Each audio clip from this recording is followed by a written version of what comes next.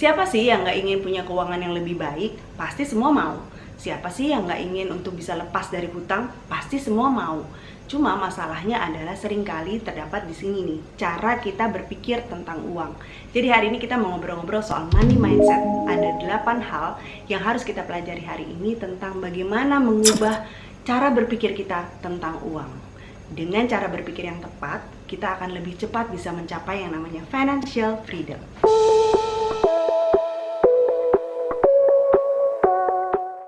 Yang pertama, kamu selalu punya pilihan. Kamu selalu punya pilihan tentang bagaimana kamu mau menjalani hidup kamu. Kamu punya pilihan tentang bagaimana sebetulnya apakah kamu mau punya lebih banyak tabungan atau mau punya lebih banyak hutang. Apakah kamu mau hidup sederhana aja atau kamu mau hidup glamor?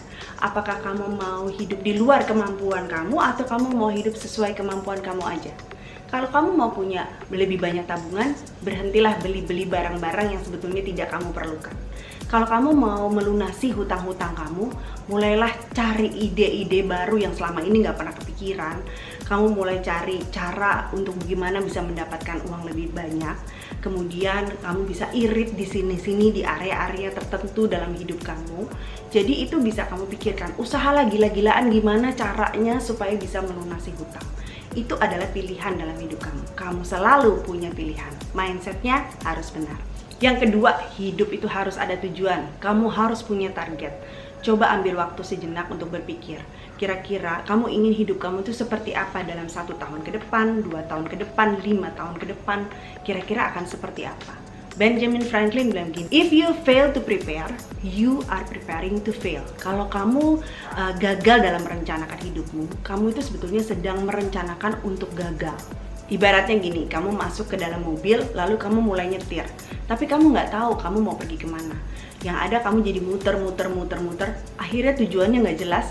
Kamu bisa ada sampai di mana aja gitu, nggak jelas. Bisa jadi cuma di situ-situ aja, ya kan? Sama kayak begitu, perumpamaan yang tadi. Kalau seandainya keuangan kita nggak jelas targetnya apa, ya otomatis kita juga akan muter-muter aja. Kalau kita punya target yang jelas, misalnya nih dalam 1 tahun ke depan tabungan minimal harus ada 10 juta misalnya, atau 2 tahun ke depan minimal harus ada 20 juta gitu. Dengan target yang jelas, kita jadi tahu tujuannya ke sana.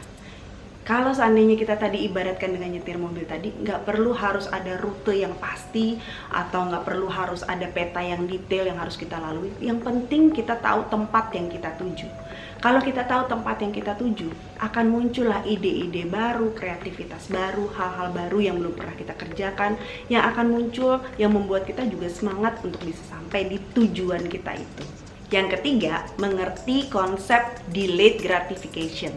Ini konsep yang penting banget. Delayed gratification itu artinya adalah suatu kemampuan untuk kita bisa bilang tidak pada kesenangan saat ini. Kesenangan yang bisa kita dapatkan saat ini untuk bisa mendapatkan sesuatu yang lebih besar di kemudian hari. Jadi contohnya, daripada beli tas mahal hari ini yang harganya nanti di kemudian hari itu bakalan turun, lebih baik kita investasikan uang itu. Jadi nanti kita dapatkan yang namanya compound interest, bunga berbunga. Jadi hasilnya akan lebih besar di kemudian hari. Berikutnya, bersyukurlah dengan apa yang kamu miliki saat ini, ya. Jadi kalau keinginan itu ya, kalau mau dikejar itu nggak akan pernah ada habisnya deh. Pokoknya pasti ada aja keinginan, pasti ada sesuatu yang baru lagi, sesuatu yang lebih keren lagi gitu kan. Nggak akan pernah ada habisnya. Mendingan kita berhenti mengejar keinginan. Kita mulai lihat hal-hal yang ada di sekitar kita. Semua yang kita punya saat ini itu sebetulnya dulunya hanyalah berupa keinginan, tapi sekarang kita sudah punya itu. Jadi kita harus bersyukur dengan apa yang sudah ada. Cukupkanlah dirimu dengan apa yang ada padamu. Jangan terjebak dalam lifestyle inflation atau lifestyle creep.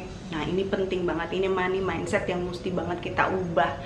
Karena kita punya kebiasaan, kalau gaji kita naik, gaya hidup kita pun ikutan naik. Ini menyebabkan kita jadi terus-terusan maunya terus naik terus gitu. Jadi dulu misalnya naik bis ke kantor nggak masalah, sekarang mesti naik mobil. Naik bis rasanya jadi nggak nyaman lagi. Dulu makan di pinggir jalan nggak masalah, enak-enak aja. Sekarang maunya makanan di restoran, makan di pinggir jalan jadi nggak enak lagi. Ya, seharusnya pada saat gaji kita naik bukan berarti gaya hidup kita harus naik juga. Kita bisa mempertahankan gaya hidup kita yang lama juga nggak apa-apa. Memang sih kalau kita mau menikmati hasil kerja keras kita ya boleh-boleh aja dong, boleh. Tapi jangan sampai terjebak gitu dalam lifestyle inflation ini.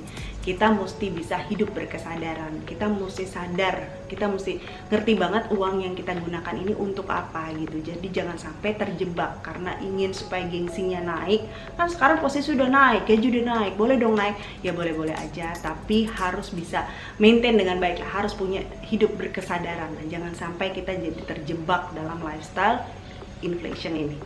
Yang keenam, jangan hidup di luar kemampuan. Penghasilan kamu harus lebih besar daripada pengeluaran. Jangan dibalik. Kalau kita mau beli sesuatu tapi kemudian uangnya belum cukup, tunggu atau nggak usah beli sekalian. Sebisa mungkin jangan hutang, apalagi hutang-hutang yang sifatnya konsumtif, kayak untuk beli baju, untuk beli gadget, beli tas, beli jam tangan. Aduh, sebisa mungkin itu jangan pakai hutang gitu ya. Itu akan membuat kita jadi susah sendiri. Jangan membiasakan untuk memperlihatkan siapa diri kita lewat barang yang kita punya. Karena dengan begitu kita akhirnya jadi berusaha untuk bisa hidup di luar kemampuan kita. Yang ada malah kita yang pusing sendiri. Jadi beli kalau memang diperlukan aja. Ya, dengan melakukan itu sebetulnya kita bisa membuat uang kita yang bekerja untuk kita ya, bisa dapatkan passive income pada saat kita melakukan investasi misalnya. Nah, kamu pilih yang mana sih sebetulnya? Kelihatan sederhana tapi tabungannya banyak, atau kelihatan keren tapi utangnya banyak? Coba tulis di kolom komen. Saya punya pengalaman dulu, saya pernah jadi teller berapa puluh tahun lalu.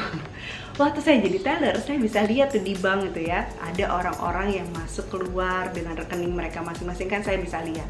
Mereka bawa uang cashnya mereka untuk disetor, waktu itu masih zamannya seperti itu. Nah, orang-orang yang uangnya banyak itu biasanya datangnya sederhana aja, pakai celana pendek, gayanya juga biasa gitu. Kita nggak akan nyangka deh kalau uangnya banyak gitu.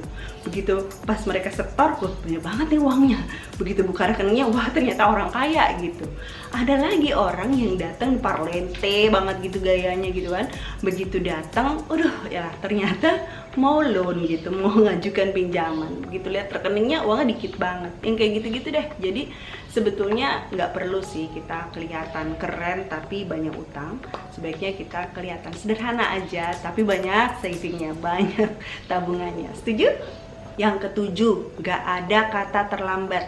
Gak peduli berapapun usia kamu saat ini, apakah 20-an, 30-an, 40-an, 50-an, berapapun usia kita saat ini, gak ada kata terlambat untuk bisa memperbaiki hidup kita, untuk bisa memperbaiki kondisi keuangan kita ya.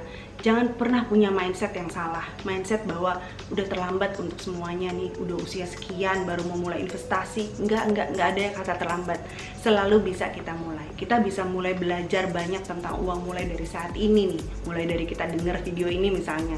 Kita belajar bagaimana cara mengatur uang dengan baik, kita belajar bagaimana untuk mengatur budget, kita belajar bagaimana melunasi hutang dengan cara yang lebih efektif, gimana cara investasi gitu. Banyak hal tentang keuangan yang bisa kita pelajari untuk memperbaiki hidup kita saat ini. Jadi nggak peduli lah berapa usia kita saat ini. Age is just a number ya. Umur itu cuman angka aja lah gitu ya, nggak ada kata terlambat. Kita bisa mulai saat ini untuk bisa memperbaiki kondisi keuangan kita.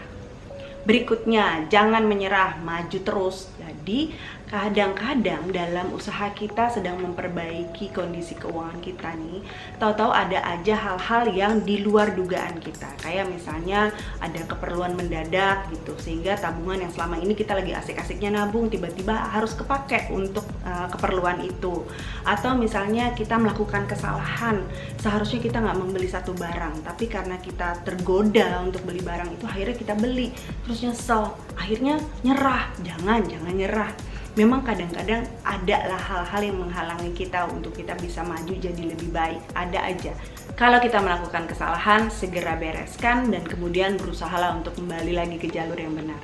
Kalau kita lakukan segala sesuatu itu dengan konsistensi yang baik, kemudian dengan kesungguhan hati, yakin deh pasti masa depan kita akan jadi lebih baik. Keuangan kita di depan sana akan jadi lebih bagus gitu. Ya kita sendiri mesti yakin juga bahwa kita nggak mau nyerah deh pokoknya dengan kondisi saat ini. Jadi di channel ini saya sering sharing tentang tips-tips praktis seperti ini. Kalau teman-teman mau subscribe, boleh subscribe. Kalau kamu mau share video ini ke teman-teman yang lain yang membutuhkan, boleh di-share. Nah, di sebelah sini saya siapin playlist tentang bagaimana mengelola keuangan. Di situ ada beberapa video yang bisa kamu tonton. Yang di sebelah sini kamu bisa cek tentang tips hidup minimalis, tuh ada beberapa tipsnya. Salah satunya adalah bagaimana caranya hidup hemat ala minimalis. Kamu bisa cek di situ ya. Kita ketemu lagi di sana. Thank you for watching. Bye bye.